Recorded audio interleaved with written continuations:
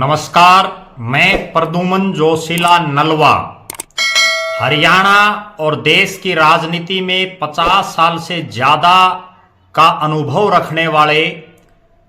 और न केवल हरियाणा प्रदेश बल्कि उत्तर भारत के बड़े नेताओं में जिनकी गिनती रही है, चौधरी वीरेंद्र सिंह डूमरखा और उनके सांसद बेटे जो आईएएस रहे हैं बृजेंद्र सिंह, वो बुरी तरह से राजनीति के जो हिचकोले हैं उनमें उलझ करके रह गए हैं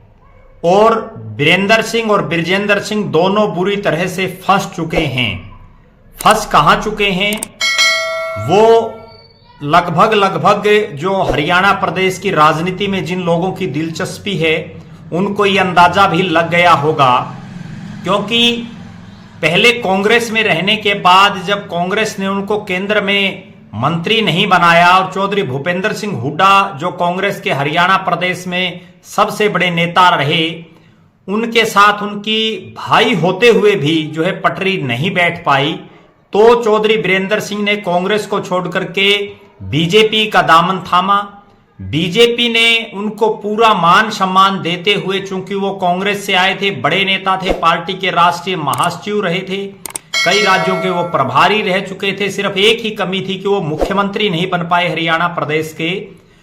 तो उनको जो है नरेंद्र मोदी की कैबिनेट में बड़े भारी भरकम मंत्रालयों का मंत्री बनाया गया। इस्पात से लेकर के ग्रामीण विकास जैसे जो अति महत्वपूर्ण विभाग हैं उनके का कैबिनेट का मंत्री उनको बनाया गया। उनकी धर्मपत्नी को बीजेपी ने उचाना से 2 बार टिकट दी। एक बार वो चुनाव जीतने में कामयाब रही, लेकिन दूसरी बार वो चुनाव हार गई। उनके बेटे बृजेंद्र सिंह जो कि आईएएस की नौकरी पर थे और जो है बड़े एक उच्च पद पर आसीन थे, उन्होंने भी वीआरएस लेते हुए जो है बीजेपी की सदस्यता ग्रहण की और उसके बाद वो हिसार से उनको टिकट मिली और लाखों वोटों से वो जीत करके देश की सबसे बड़ी पंचायत में पहुंचे। लेकिन जो ही 2019 का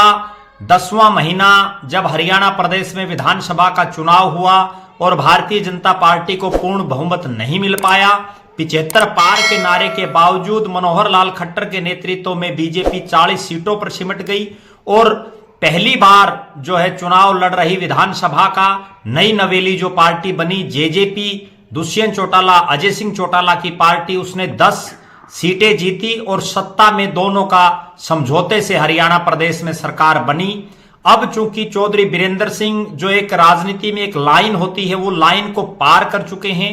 बार बार वो एक ही बात कहते हैं कि अगर ये समझौता रहा जेजेपी और बीजेपी का तो वो बीजेपी में नहीं रहेंगे। उन्होंने 25 मार्च को जो है उनके खुद के जन्मदिन के ऊपर उचाना में एक बहुत बड़ा कार्यक्रम का आयोजन किया, जिसमें उन्होंने गैर राजनीतिक कार्यक्रम रखा। उनके सांसद बेटे भी कार्यक्रम में मौजूद रहे और उस कार्यक्रम में विभिन्न राजनीतिक दलों के नेता, चाहे वो कांग्रेस के हों, इनेलो के हों, आम आदमी पार्टी के हों, वो बीजेपी के हों, वो तमाम नेता उस मंच पर मौजूद रहे। उस मंच के माध्यम से आम आदमी पार्टी के उस समय के राज्यसभा के सांसद और उस समय हरियाणा के जो प्रभारी थे, वर्तमान में जो प्रदेश के अध्यक्ष हैं डॉक्टर सुशील कुमार गुप्ता, उन्होंने उनको आम आदमी पार्टी में आमंत्रण देने की बात कही। इंडियन नेशनल लोकदल के राष्ट्रीय प्रधान महासचिव और एलनाबाद के विधायक अभय सिंह चौटाला ने उस रैली में चौधरी वीरेंद्र सिंह डूमरखा के नेतृत्व में जो है आगे चलने की बात कही। इसके अलावा भी बहुत बड़े बड़े जो नेता वहां मौजूद थे, उन्होंने चौधरी वीरेंद्र सिंह के गुणगान में और उनके जो उनके द्वारा किए गए कार्यों के कसीदे पढ़ने का काम किया।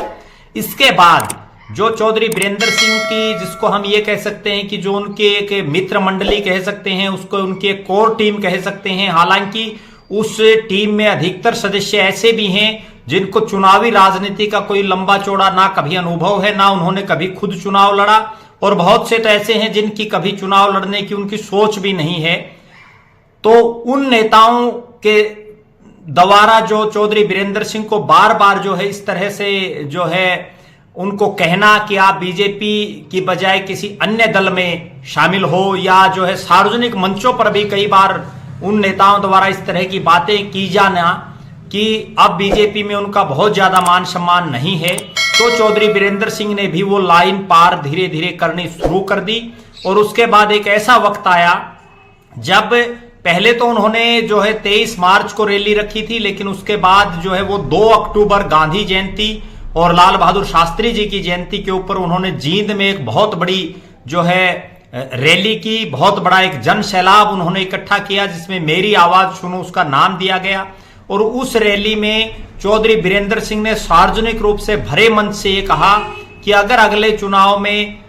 या चुनाव से पहले ये समझौता टूट गया तो हम बीजेपी में हैं, अगर ये समझौता नहीं टूटा दुष्यंत चौटाला और बीजेपी का, तो चौधरी बीरेंद्र सिंह बीजेपी में नहीं रहेंगे।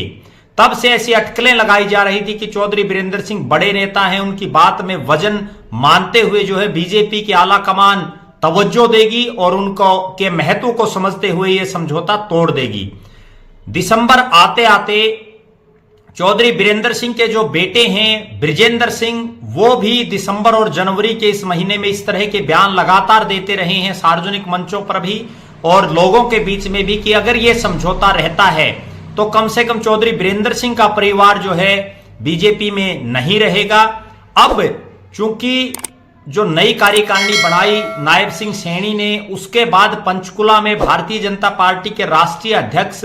जेपी नड्डा का 2 दिन का कार्यक्रम रहा। उसमें जेपी नड्डा ने बिल्कुल क्लियर कट एक लाइन कर दी है और जिस तरह से उन्होंने जिस लैंग्वेज में बात की है उससे ऐसा लग रहा है कि लोकसभा चुनाव में तो ये समझौता टूटने वाला नहीं है। लोकसभा चुनाव में बीजेपी और जेजेपी इकट्ठा चुनाव लड़ेंगी और अगर ऐसा होता है तो क्या चौधरी बीरेंद्र सिंह का परिवार बीजेपी छोड़ेगा?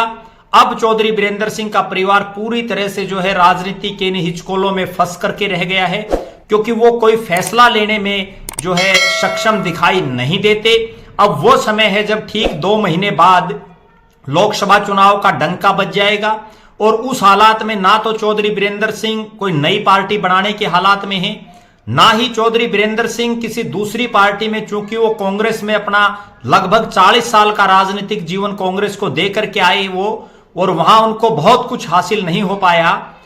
ऐसे हालात में जब चौधरी भूपेंद्र सिंह हुड्डा कांग्रेस में हरियाणा प्रदेश में सबसे कद्दावर नेताओं में शामिल है और पीछे भी उन्होंने उन्हीं की वजह से पार्टी छोड़ी, इस तरह की राजनीतिक चर्चाएं लगातार जो है चलती रही। अब वो दोबारा से किस मुंह से कांग्रेस में जाएंगे? तीसरा जो विकल्प बचता है वो है आम आदमी पार्टी, लेकिन आम आदमी पार्टी भी धीरे धीरे हरियाणा प्रदेश में सिमटती जा रही है। पंजाब में एक तरफा जीत के बाद जो पार्टी का एक ओरा और एक जो कद बढ़ा था वो अब धीरे धीरे सिकुड़ता जा रहा है। जो लोग आम आदमी पार्टी में थे वो ही पार्टी छोड़ करके जा रहे हैं, तो लिहाजा अब उनके पास कोई बहुत ज्यादा लंबा चौड़ा विकल्प नहीं बचा है। सिर्फ अब एक ही विकल्प चौधरी बीरेंद्र सिंह और उनके परिवार के पास दिखाई दे रहा है कि किसी तरह से नरेंद्र मोदी और अमित शाह जी से मिलकर के और हिसार लोकसभा क्षेत्र या सोनीपत लोकसभा क्षेत्र या जहां से भी बीजेपी आला कमान उनको चाहे तो वहां से अपने बेटे को या खुद जो है वो बीजेपी के प्रत्याशी के तौर पर चुनाव लड़ें, वरना उनके सामने जो है एक तरफ कुआं और एक तरफ खाई वाली स्थिति हो गई है। अगर बीजेपी छोड़ दी तो भी फंस जाएंगे, अगर बीजेपी नहीं छोड़ी तो भी फंसने के हालात में दिखाई दे रहे हैं। दूसरी बड़ी बात, अगर चौधरी बीरेंद्र सिंह का परिवार बीजेपी में ही रहता है, जैसा हालांकि वो कह रहे हैं उसका विरोधाभास होगा, लेकिन फिर भी अगर हम मान लेते हैं रहेगा और उचाना से उनको टिकट मिल जाती है। उचाना एक प्योर जो है देहाती बेल्ट है, प्योर जाटलैंड जिसको बोलते हैं वो इलाका है, और वहां बीजेपी का विरोध, चूंकि किसान आंदोलन भी उचाना विधानसभा क्षेत्र में बड़ा जोरों शोरों से रहा है, और इसके अलावा वहां जो टोल आते हैं उन पर भी पूरे हरियाणा प्रदेश के किसानों का जमावड़ा लगातार लगा रहता है। ऐसे हालात में अगर बीजेपी उनको टिकट दे भी देती है तो क्या उचाना से वो चुनाव जीत पाएंगे? ये भी एक बहुत बड़ा प्रश्न है। कहने का लब्बोलवाब ये है कि कुछ गैर राजनीतिक जो मित्र कह सकते हैं या गैर राजनीतिक जो सिपह सालार हैं, उनके द्वारा जो बार बार इस तरह की राय चौधरी बीरेंद्र सिंह और उनके परिवार को जो दी जा रही थी, उसके चलते अब चौधरी बीरेंद्र सिंह के परिवार के सामने ये समस्या खड़ी हो गई है। एक तरफ उनके पास एक साइड कुआं है और दूसरी साइड जो है खाई है, दोनों तरफ गिरने के हालात में है। अब देखना यह है कि 52-53 साल का जिनका राजनीतिक तजुर्बा हो वो नेता किस तरह से ना कुएं में गिरे ना खाई में गिरे, किस तरह से जो है सीधा चल करके हरियाणा प्रदेश की विधानसभा में और देश की सबसे बड़ी पंचायत संसद में अपने बेटे और अपनी पत्नी को वो पहुंचा पाते हैं, इस पर हमारी नजरें लगातार बनी रहेंगी। आप हमारे साथ बने रहें, हमारे फेसबुक पेज को लाइक और फॉलो करें, यूट्यूब पर चैनल को सब्सक्राइब करें, बेल आइकन घंटी का बटन अवश्य दबाएं, वीडियो को ज्यादा से ज्यादा शेयर करें, अपने अमूल्य कमेंट्स अवश्य लिखें। बहुत बहुत धन्यवाद। आपका अपना प्रद्युमन जोशीला नलवा।